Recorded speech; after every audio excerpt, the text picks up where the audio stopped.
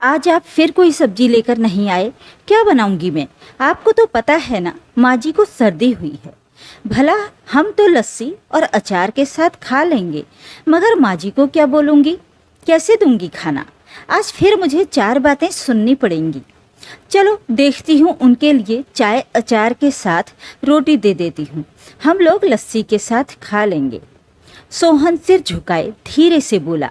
आज फिर ठेकेदार ने पैसे के लिए कल पर टाल दिया। बोला आज नहीं है, कल बैंक से निकाल कर दे दूंगा। आज का दिन जैसे तैसे संभालो, कल को पक्का सब्जी ले आऊंगा। शांति मुंह चिढ़ाते हुए बोली। उसका कल कभी आता है भला? रोज कल कल करके टाल देता है। अब मुझे ही माँ जी की बातें सुननी पड़ेंगी।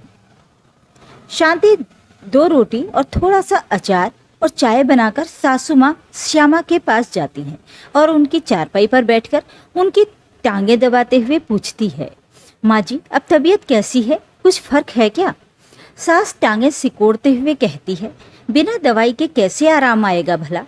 अब तो लगता है आखिरी समय आ गया है। मेरा छोटा बेटा होता यहाँ तो शायद। कहते कहते रुक जाती हैं। शांति रोटी की थाली आगे करते हुए कहती है, माँ जी आप ऐसा क्यों बोल रही हो?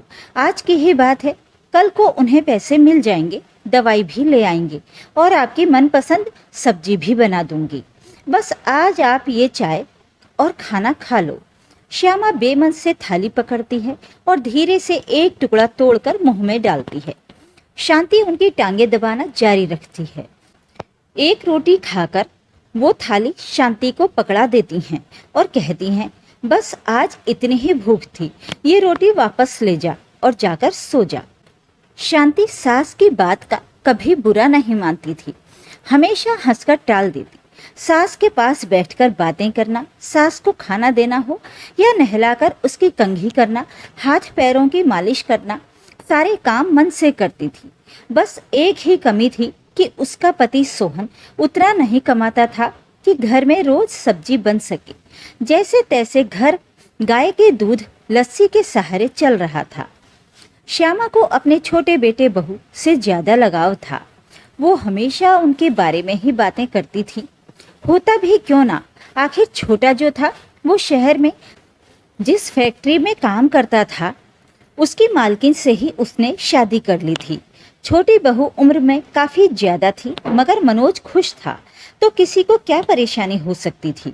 शहर से जब कभी भी कुछ दिन के लिए छोटा बेटा बहू आते तो माँ के लिए कपड़े जूते फल फ्रूट वगैरह ले आते थे और जितने दिन रहते माँ की खूब सेवा करते, पूरा ख्याल रखते थे। कुछ दिन बाद छोटा बेटा मनोज और उसकी बीवी शीतल बच्चों के साथ घर आए तो श्यामा ने उनके साथ जाने की जिद पकड़ ली। बड़ी बहू और बेटे ने उन्हें समझाने की कोशिश की कि इस उम्र में कहाँ शहर में धक्के खाओगी, शहर का हवा पानी भी अलग है, अगर सही न बैठा तो बीमार पड़ जाओगी। मगर श्यामा नहीं मानी। आखिर में वो छोटे बहू बेटे के साथ शहर में आ जाती है। आलीशान बंगला है, नौकर चाकर चमचमाती गाड़ियां हैं, हर चीज चुटकी बजाते हाजिर। 1-2 दिन तक तो श्यामा को खाना उसके एक रूम में मिलता रहा, लेकिन उसके बाद सुबह नौकर आता है, घंटी बजाता है। श्यामा दरवाजा खोलती है। नौकर नमस्ते करके कहता है कि माँ जी, मैडम जी ने कहा है कि आप नाश्ते के लिए नीचे डाइनिंग टेबल पर आ जाएं, सब एक साथ खाना खाएंगे। श्यामा जल्दी से हाथ मुंह धोकर पहुंच जाती है। टेबल पर फ्रूट सलाद, ब्रेड, आमलेट, चाय, हर चीज है, मगर श्यामा की नजरें ना जाने क्या ढूंढ रही थीं। तभी शीतल बोल पड़ती है, माँ जी आप लीजिए ना, आप शर्मा क्यों रही हैं? जो मन करता है उठा लीजिए, सब कुछ आपका ही तो है। श्यामा धीरे से एक पराठा और थोड़ा दही कटोरी में डालकर अंदर जाने लगती है और कहती है, मैं बाद में खा लूंगी, अभी भूख नहीं है। शीतल गुस्सा होते हुए कहती है, माँ जी ये क्या बात हुई? इतना खाना बनाया है और आप एक पराठा लेकर अंदर जा रही हैं, यहीं हमारे साथ बैठकर खाइए ना। श्यामा धीरे से कहती है, नहीं बेटा कोई बात नहीं, मैं बाद में खा लूंगी, और अंदर चली जाती है। शाम को खाने के समय फिर नौकर श्यामा को बुलाने आता है।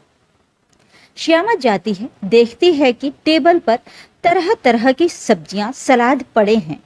वो कुछ खाना तो चाहती है मगर डर रही है। वो सोच रही है कि कोई थाली में डालकर दे दे तो कुछ खा लूं, मगर ऐसा नहीं होता। शीतल अपनी थाली में खाना परोसकर चम्मच श्यामा के हाथ में पकड़ा देती है। ये लीजिए माँ जी, जो खाना है डाल लो।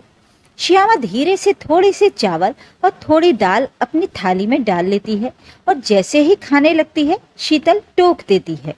अरे माँ जी, ये आप क्या कर रही हैं? कोई देखेगा तो क्या बोलेगा? इतने चम्मच कांटे पड़े हैं और आप हाथों से खाना शुरू हो गए। ये गांव नहीं है। ये तो अच्छा हुआ कि कोई बाहर का नहीं है, नहीं तो हमारी क्या इज्जत रह जाती। अब आप ये गांव वाले काम छोड़कर यहाँ के तौर तरीके सीख लो।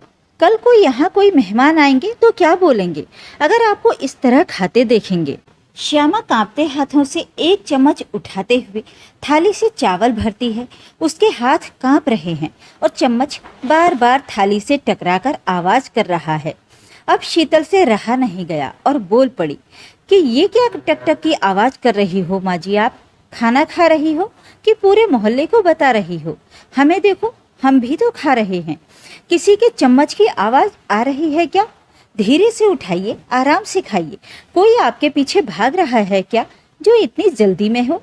श्यामा आपकी बार धीरे से चम्मच में चावल भरती है और अपना मुंह थाली के पास ले जाकर चम्मच मुंह में डालती है कि शीतल फिर टोक देती है। माँ जी, ये क्या आप जानवरों की तरह मुंह नीचे करके खाना खा रही हो? ऐसे खाते हुए आपको कोई देखेगा तो पहले ही समझ जाएगा कि कोई गांव की अनपढ़ गंवार है। खाना खाते वक्त आपका हाथ मुंह की तरफ आना चाहिए, ना कि मुंह हाथ की तरफ जाना चाहिए। शीतल सास की पीठ पर हाथ रखते हुए उनकी कमर सीधा करती है और कहती है, कोशिश करिए कि चम्मच आपके मुंह की तरफ आए। श्यामा एक चम्मच चावल भर के अपने मुंह की तरफ लाने की कोशिश करती है, मगर कांपते हाथों से वो चम्मच मुंह तक आने से पहले ही उनके कपड़ों पर गिर जाता है। अब शीतल का पारा हाई हो गया। वो चिल्लाते हुए अपने नौकर से कहती है, जीतू बाहर आओ। तुम लोगों के दिमाग में कोई बात क्यों नहीं आती? अपने आप से कोई काम नहीं कर सकते क्या? हर काम सिखाना पड़ेगा सबको यहाँ।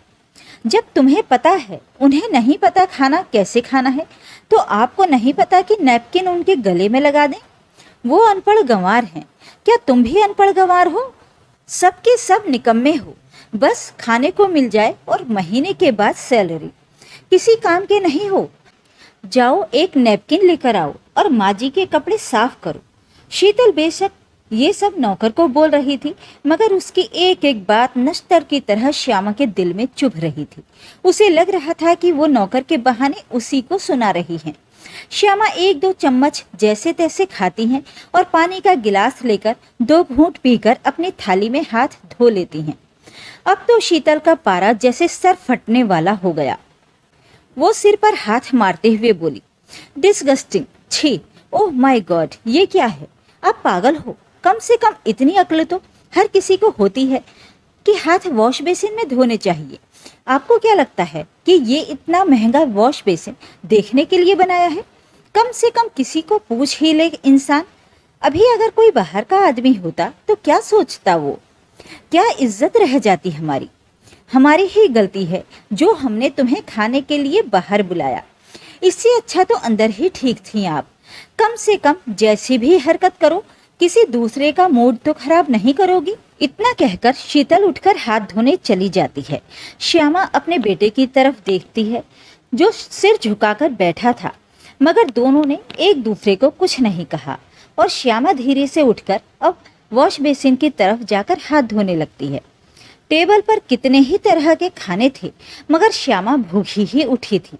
4 चम्मच चावल जैसे तैसे अंदर गए थे। अब ये अपमान श्यामा के लिए रोज की दिनचर्या बन गया था। कभी कपड़ों को लेकर, कभी नहाने को लेकर, कभी खाने को लेकर। 15-20 दिन जैसे तैसे गुजरे होंगे कि अब श्यामा को घर की याद आने लगी। अब वो सोचने लगी कि जब मैं अपने घर में थी तो मालकिन की तरह रहती थी। कभी कोई नहीं कहता था ये क्यों किया, ऐसा क्यों किया, और बड़ी बहू मेरी बेटी की तरह ख्याल रखती थी। यहाँ हर चीज है मगर मेरा कुछ भी नहीं। बिना पूछे मैं किसी चीज को हाथ भी नहीं लगा सकती। और एक मेरी बड़ी बहू थी जो मुझसे पूछे बिना कोई काम नहीं करती थी। भले ही बड़ा बेटा गरीब था, 2 रूखी रोटी ही देता था, मगर सम्मान के साथ।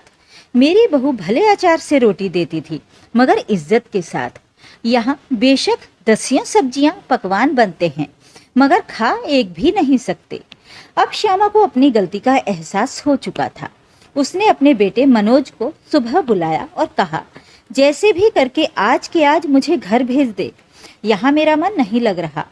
मनोज भी जानता था कि माँ ऐसा क्यों कह रही हैं, इसलिए उसने भी ज़्यादा कुछ नहीं बोला और उसने कहा, ठीक है माँ जी, मैं अपने ड्राइवर को बोल दूंगा, वो आपको घर छोड़ आएगा।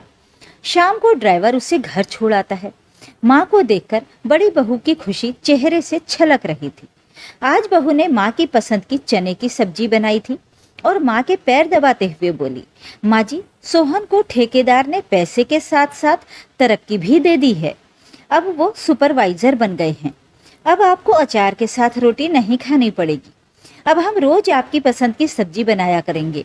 श्यामा बहू के सिर पर हाथ रखकर अपने गले से लगा लेती है।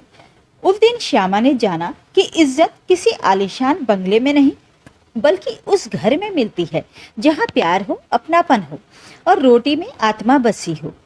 उसने बहू के सिर पर हाथ रखा और कहा, रिश्ते वहीं टिकते हैं जहाँ दिल जुड़ते हैं।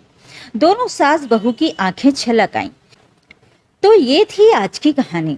इस कहानी के बारे में अपनी राय कमेंट बॉक्स में जरूर लिखें। वीडियो को लाइक और शेयर कर दीजिए। चैनल को सब्सक्राइब जरूर करें ताकि आपको रोज अच्छी अच्छी कहानियां सुनने को मिल सकें। तो मिलते हैं कल सुबह 11 बजे एक नए समय पर एक और कहानी के साथ। नमस्कार।